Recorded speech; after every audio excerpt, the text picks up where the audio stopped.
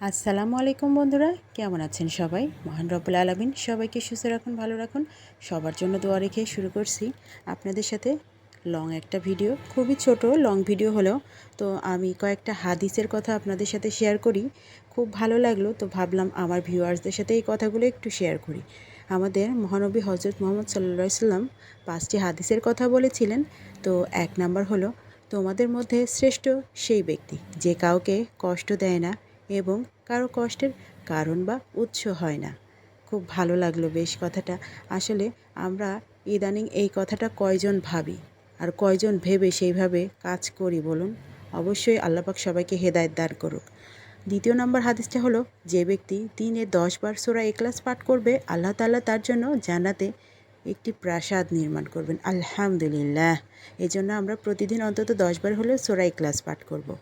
তৃতীয় নম্বর হলো, যে ব্যক্তি প্রত্যেক ফরজ নামাজের পর একবার আয়াতুল কুরসি পড়ার অভ্যাস করবে, তারও জান্নাতের মধ্যে কেবলমাত্র মৃত্যুই বাধা হয়ে দাঁড়াবে। অর্থাৎ মৃত্যুর পরই সে সরাসরি জান্নাতে প্রবেশ করবে।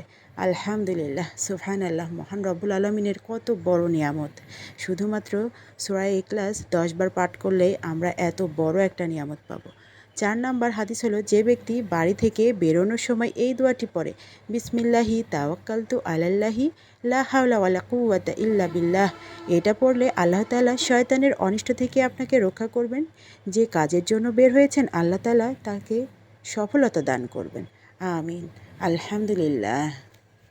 এরপর 5 নাম্বার হাদিসটা বলেছেন রাসূলুল্লাহ সাল্লাল্লাহু আলাইহি ওয়াসাল্লাম, যে ব্যক্তি আমার কোনো হাদিস অন্যের কাছে শেয়ার করবে, আল্লাহ তাআলা তার কিয়ামতের দিন চেহারাটা উজ্জ্বল করে দিবেন।